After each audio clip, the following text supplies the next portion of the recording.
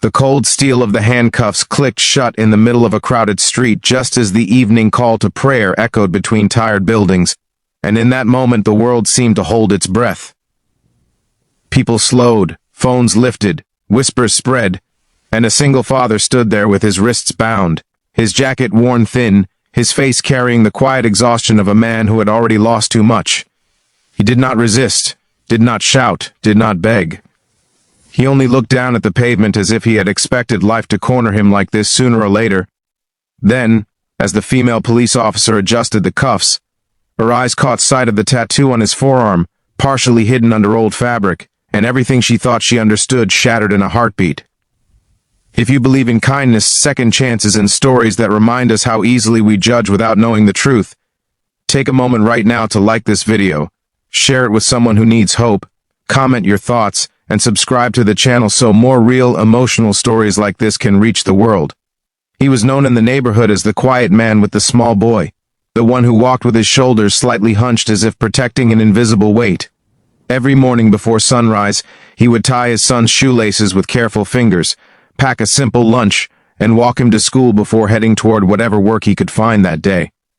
Some days it was unloading trucks, other days it was cleaning shops after closing, and sometimes it was nothing at all. Life had not been gentle with him, but he carried his struggles silently, believing that dignity was the last thing he could still offer his child. People saw his worn clothes and tired eyes and assumed laziness or failure, never imagining the storms he had survived to stand there still breathing. The arrest came suddenly and without drama, triggered by a misunderstanding that grew too fast for truth to catch up. A stolen wallet, a rushed accusation, a description that fit too many men who lived on the edge of poverty. He had been in the wrong place at the wrong time, and when the police arrived, his silence and nervousness sealed his fate. The female officer assigned to restrain him was known for her discipline and focus, someone who believed deeply in order and rules, because order was the only thing that had ever kept her own painful past at bay.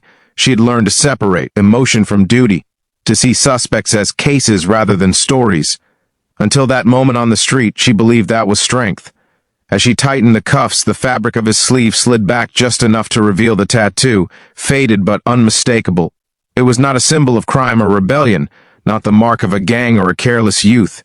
It was a small pair of wings wrapped around a name, a child's name, etched with the kind of care that only comes from deep love. Beneath it was a date, one that any trained officer would recognize as a memorial marking. The sight struck her not like suspicion, but like grief. For a split second, the street noise faded, replaced by a memory she had buried under years of training and routine. That tattoo mirrored one she had seen long ago in a different context, during her early days at the academy when she volunteered at a hospital outreach program. She remembered a young father sitting beside a hospital bed, holding the tiny hand of a child who would never grow old enough to remember his face. She remembered how that father had refused to leave, how he had whispered promises to a child who could no longer hear them, and now, standing on this street, she saw the same devotion carved into skin, the same quiet pain carried forward through time. The man in cuffs was not looking at her. He was looking somewhere far away, perhaps at a memory of his own. The crowd, sensing nothing but another arrest, murmured with judgment. To them, it was just another man who had failed, another example to scroll past and forget. But inside the officer, something shifted. She began to notice the details she had ignored before. The way his hands shook not with guilt but fear, the way his eyes kept drifting toward the school gate across the street, the way his shoes were worn down unevenly from too much walking and not enough rest. She realized that this man was not worried about himself in that moment. He was worried about a child who would wait and wonder why his father never came. The system moved forward as it always did, efficient and indifferent. He was placed in the back of the vehicle, the door closing with a final sound that echoed louder than it should have. Inside that cramped space, memories flooded him. He remembered the day his wife had passed away, leaving him alone with a newborn and a promise he wasn't sure he could keep. He remembered the night spent awake, counting coins, choosing between medicine and food, praying that tomorrow would be kinder. He remembered teaching his son to read by tracing letters on old newspapers and telling him stories about heroes who never gave up, even when the world seemed determined to crush them. At the station, paperwork piled up like walls and hours dragged on with merciless slowness. The man sat quietly, answering questions with honesty, knowing that honesty did not always save people like him. The officer, however, could not shake the image of that tattoo. She requested more time, reviewed footage, retraced steps, and noticed inconsistencies that others had overlooked, because it was easier to close a case than to question it. As the truth slowly surfaced, it became clear that the real thief had fled in the confusion, leaving an innocent man to carry the blame. While procedures crawled forward, the officer learned more about him through records that told a story no charge sheet ever could. She saw commendations from years ago for acts of bravery during a disaster, a time when he had risked his own life to save strangers. She saw how his life had unraveled afterward, not because of crime, but because of loss and responsibility. The tattoo suddenly made sense, not as a symbol of rebellion, but as a vow etched into flesh, a reminder of why he kept going when giving up would have been easier. When the mistake was finally acknowledged, it did not come with celebration or apologies loud enough to heal the damage.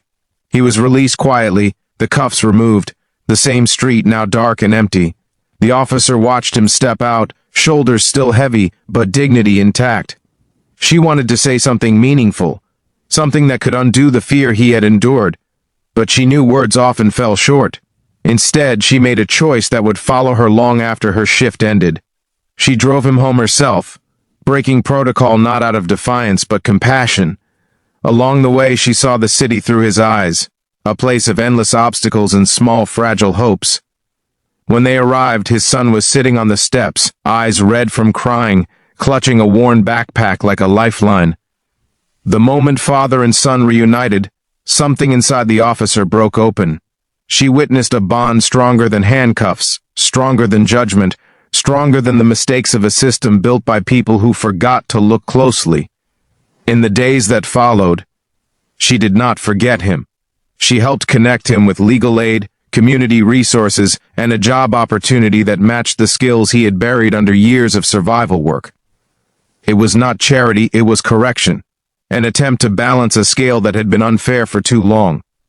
The man did not suddenly become wealthy or free of struggle, but his path shifted just enough for hope to take root again. He walked taller, not because life had become easy, but because someone had finally seen him for who he truly was. Months later, on that same street, people saw him again, not in cuffs, but holding his son's hand, heading toward a future that still demanded effort but no longer felt impossible. The officer passed by in her patrol car and caught a glimpse of the tattoo once more as he waved in quiet gratitude. It reminded her that justice was not just about enforcing laws, but about recognizing humanity, especially when it was easiest to ignore. If this story touched your heart, if it reminded you that behind every face is a story we may never fully know, please take a moment now to like the video, share it with others, and subscribe so these messages of empathy and hope can continue to spread. And before this story ends, I have a special request for you. Comment below what the tattoo meant to you, and whether you believe one moment of understanding can change a life. Because sometimes, all it takes to rewrite a destiny is one person willing to look twice, one heart brave enough to feel, and one small act of kindness in a world that desperately needs more of it.